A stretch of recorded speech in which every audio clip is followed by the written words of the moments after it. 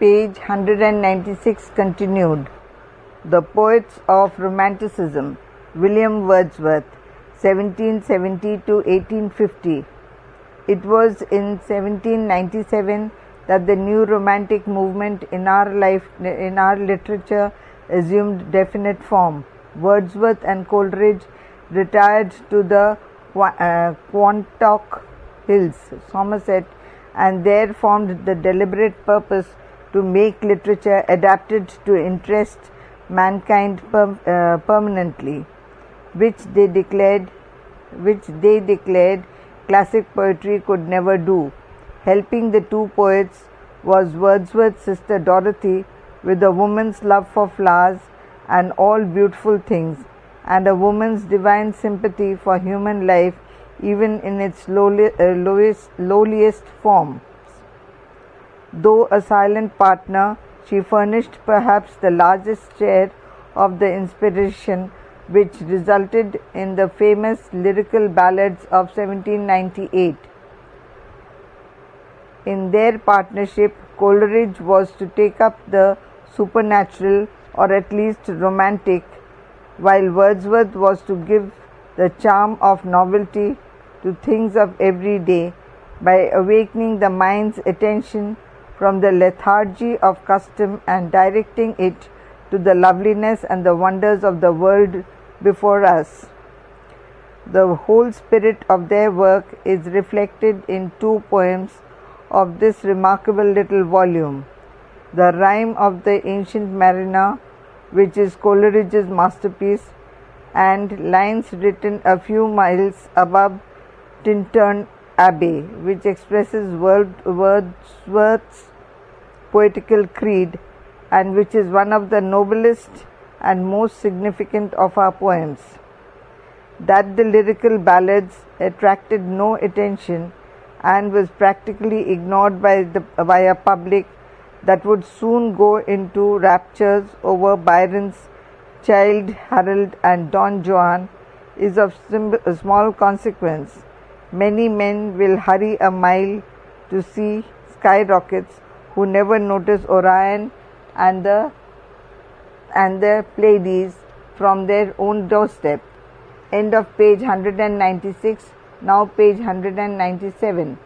Had Wordsworth and Coleridge written only this one little book, they would still be among the representative writers of an age that proclaimed the final triumph of Romanticism. The poetry of Wordsworth. There is often a sense of disappointment when one reads Wordsworth for the first time, and this leads us to speak first of two difficulties which may easily prevent a just appreciation of the poet's worth. The first difficulty is in the reader, who is often puzzled by Wordsworth's absolute simplicity. We are so used to stage effects in poetry that beauty unadorned is apt to escape our notice. Like Wordsworth's Lucy. Quote, a violet by a mossy stone, half hidden from the eye, fair as a star when only one is shining in the sky. Wordsworth set himself to the task of freeing poetry from all its conceits, of speaking the language of simple truth, and of portraying man and nature as they are, and in this good work we are apt to miss the beauty, the passion, the intensity that hide themselves under his simplest lines. The second difficulty is in the poet, not in the reader. It must be confessed that Wordsworth is not always melodious, that he is seldom graceful and only occasionally inspired. When he is inspired, few poets can be compared with him. At other times, the bulk of his verse is so wooden and prosy that we wonder how a poet could have written it. Moreover, he is absolutely without humor, and so he often fails to see the small step that separates the sublime from the ridiculous. In no other way can we explain the idiot boy or pardon the serious absurdity of Peter Bell and his grieving jackass. On account of these difficulties, it is well to avoid at first the longer works and begin with the good book of selections. When we read these exquisite shorter poems with their noble lines that live forever in our memory, we realize that Wordsworth is the greatest poet of nature that our literature has ever produced. If we go further and study the poems that impress us, we shall find four remarkable characteristics. Number one, Wordsworth is sensitive as a barometer to every subtle change in the world about him. In the prelude, he compares himself to an Aeolian harp, which answers with harmony to every touch of the wind, and the figure is strikingly accurate as well as interesting. For there is hardly a sight or a sound, from a violet to a mountain and from a bird note to the thunder of the cataract, that is not reflected in some beautiful way in Wordsworth's poetry. Number two, of all the poets who have written of nature, there is none that compares with him in the truthfulness of his representation. Burns, like Gray, is apt to read his own emotions into natural objects, so that there is more of the poet than of nature, even in his Mouse and Mountain Daisy. But Wordsworth gives you the bird and the flower, the wind and the tree and the river, just as they are, and is content to let them speak their own language.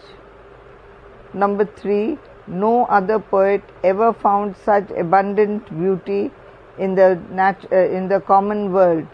He had not only sight but insight, that is, he not only sees clearly and describes accurately, but penetrates to the heart of things and always finds some exquisite meaning that is not written on the surface. It is idle to specify or to quote lines on flowers or stars or on snow or vapor. Nothing is ugly or commonplace in his world. On the contrary, there is hardly one natural phenomenon which he has not glorified by pointing out some beauty that was hidden from our eyes. Number four, it is the life of nature which is everywhere recognized, not mere growth and cell changes, but sentiment, personal life, and the recognition of this personality in nature characterizes all the world's great poetry. In his childhood, Wordsworth regarded natural objects, the streams, the hills, the flowers, even the winds, as his companions, and with his mature belief that all nature is the reflection of the living God, living God, it was inevitable that his poetry should thrill with the sense of a spirit that rolls through all things. Cowper, Burns, Keats, Tennyson, all these poets give you the outward aspects of nature in varying degrees, but Wordsworth gives you her very life and the impression of some personal living spirit that meets and accompanies the man who goes alone through the woods and the fields. We shall hardly find even in the philosophy of Leibniz or in the nature myths of our Indians of our Indians any such impression of living nature as this poet awakens in us, and that suggests another delightful characteristic of Wordsworth's poetry, namely that he seems to awaken rather than create an impressive impression. He stirs our memory deeply, so that in reading him we live once more in the vague, beautiful wonderland of our own childhood. End of page 197. Now page 198. Such is the philosophy of Wordsworth's nature poetry. If we search now for his philosophy of human life, we shall find 4 more doctrines which rest upon his basal conception that man is not apart from nature, but is the very life of her life. In childhood, man is sensitive as a wind harp to a natural influence. He is an epitome of the gladness and the future of the beauty of the world. Wordsworth explains this gladness and this sensitiveness to nature by the doctrine that the child comes straight from the creator of nature. Quote, "Our birth is but a sleep and a forgetting. The soul that rises with us, our life star, hath had elsewhere its setting, and cometh from afar, not in entire forgetfulness and not in utter nakedness, but trailing clouds of glory do we come from God, who is our home." In this exquisite ode, which he calls Intimations of Immortality from Recollections of Early Childhood, 1807, Wordsworth sums up his philosophy of childhood, and he may possibly be indebted here to the poet Vaughan, who more than a century before had proclaimed in The Retreat the same doctrine. This kinship with nature and with God, which glorifies childhood, ought to extend through a man's whole life and ennoble it. This is the teaching of Tintern Abbey, in which the best part of our life is shown to be the result of natural influences. According to Wordsworth, society and the crowded unnatural life of cities tends to weaken and prevent humanity, and a return to natural and simple living is the only remedy for human wretchedness. Number 2, the natural instincts and the pleasures of childhood are the true standards of a man's happiness in his life. All artificial pleasures soon grow tiresome. The natural pleasures, which a man so easily neglects in his work, are the chief means by which we may expect permanent and increasing joy. In Tintern Abbey, the Rainbow, Ode to Duty, and Imitations of Immortality, we see this plan teaching,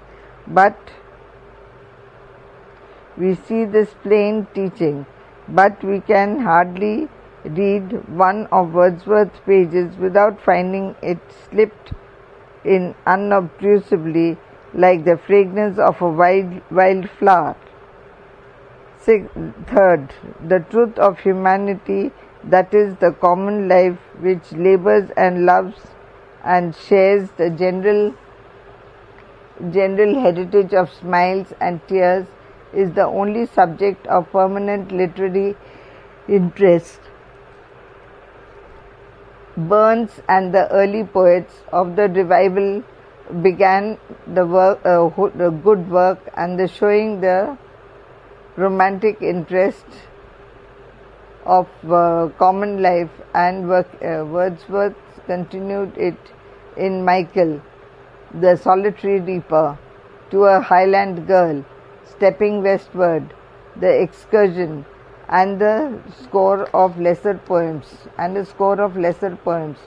Joy and Sorrow, not of princes or heroes, but in widest commonly spread, are his themes, and the hidden purpose of many of his poems is to show that the keynote of all life is happiness, not an occasional thing, the result of chance or circumstance, but a heroic thing to be won as one would win any other success by work and patience.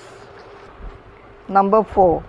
To this natural philosophy of man, Wordsworth adds a mystic element, the result of his own belief, that is, that in every natural object there is a reflection of the living God. Nature is everywhere transfused and illumined by the Spirit. Man also is a selective sort of man is also Nature is everywhere transfused and illumined by the Spirit. Man also is a reflection of the Divine Spirit, and we shall never understand the emotions roused by a flower or a sunset until we learn that nature appeals through the eye of man to his inner spirit. In a word, nature must be spiritually discerned. In Tintern Abbey, the spiritual appeal of nature is expressed in almost every line, but the mystic conception of man is seen none more clearly in Imitations of Immortality, which Emerson calls the high watermark of poetry in the 19th century. In this last splendid ode, Wordsworth adds to his spiritual interpretation of nature and man to alluring doctrines of persistence, which has appealed so powerfully to Hindu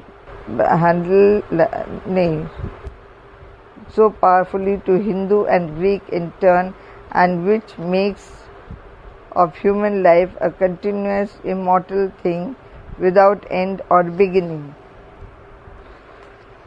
Wordsworth's longer poems, since they contain much that is prosy and uninteresting, may well be left till after we have read the odes, sonnets, and short descriptive poems that have made him famous. As showing a certain heroic cast of Wordsworth's mind, it is interesting to learn that the greater part of his work, including the prelude and the excursion, was intended for a place in a single great poem to be called the Recluse, which should treat of nature, man, and society. The prelude, treating the growth of a poet's mind, was to introduce the work, the home of at Grosvenor, which is the first book of the Recluse, which was published till 1888, long after the poet's death. The exercise 1814 is the second book of the Recluse. End of page 198, now page 199.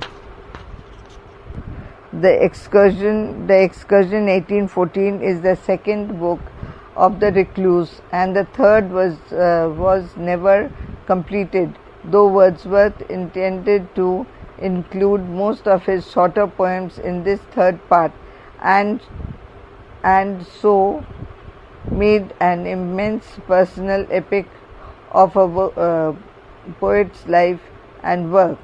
It is perhaps just as well that the work remained unfinished. The best of his work appeared in the Lyrical Ballads 1798 and in the sonnets, odes and lyrics of the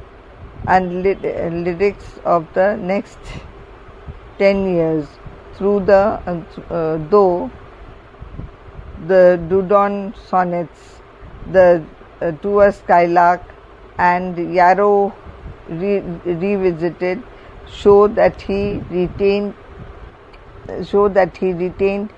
till past 60 much of his youthful enthusiasm.